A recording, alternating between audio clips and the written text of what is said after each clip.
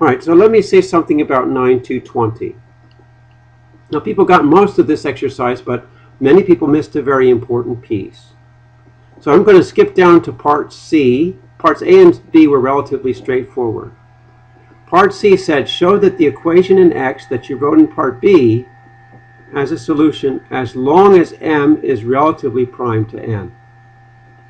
Now, the equation in part B that you obtained was M modular times X is equal to 1, which can be written in modular equivalence form as mx is equivalent to 1 mod n.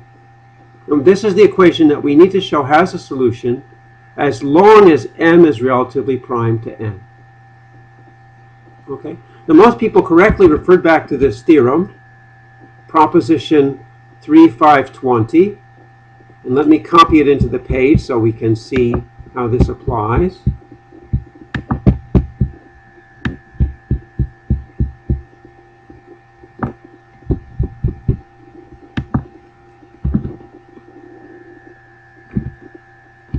Let's get there. Sorry, I'm not sure that's correct. I'm supposed to move down here. Copy it there. All right. So that's my proposition. All right, so how can I apply this proposition in this case? Let's read the proposition carefully to make sure we know what's going on. It says, give a modular equation AX is congruent to B, C mod B, where A, B, C are integers. And the equation has an integer solution for X if and only if C is an integer multiple of the greatest common divisor of A and B.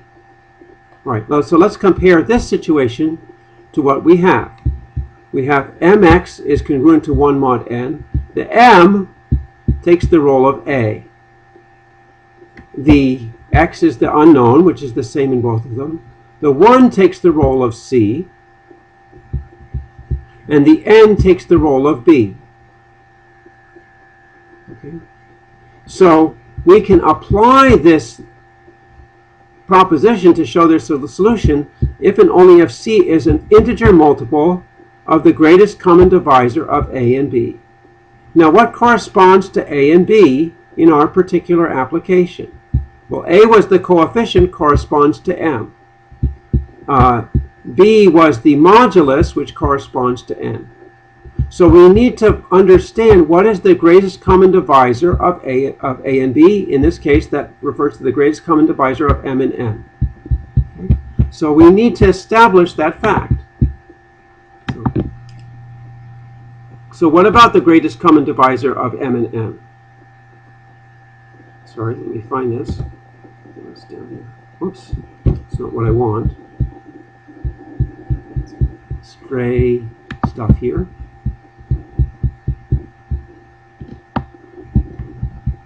Go back here. So I need to establish the GCD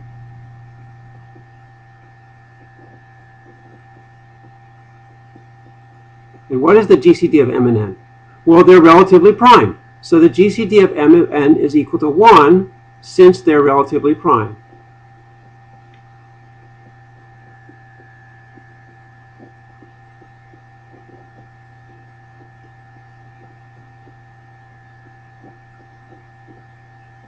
Okay. So what does that mean? In this case, if C is a multiple of the GCD of A and B, then this equation has a solution. Now, in our particular application, 1 takes the place of C. Okay? So 1 is, in fact, a multiple of the GCD.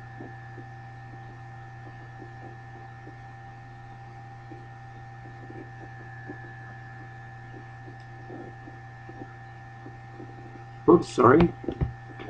1 is a multiple of the GCD of M and N.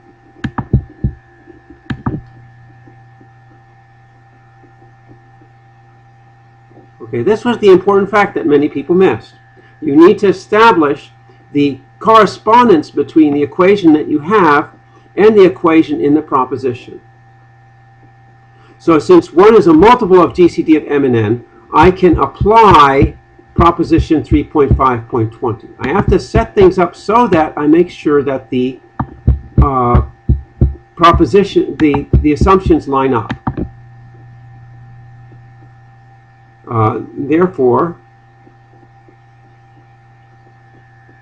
a proposition 3, 5, 20. And let me make the connection clear. I can say with my A is serving as what? My A is M, B is N, and C is 1, implies that mx congruent to 1 mod n has a solution.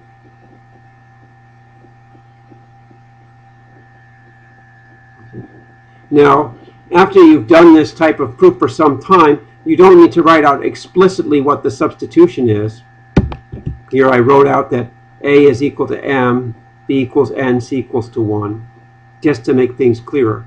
But you do need to establish all of the hypotheses of the proposition before you apply it. Okay, so I hope that clears things up a little bit.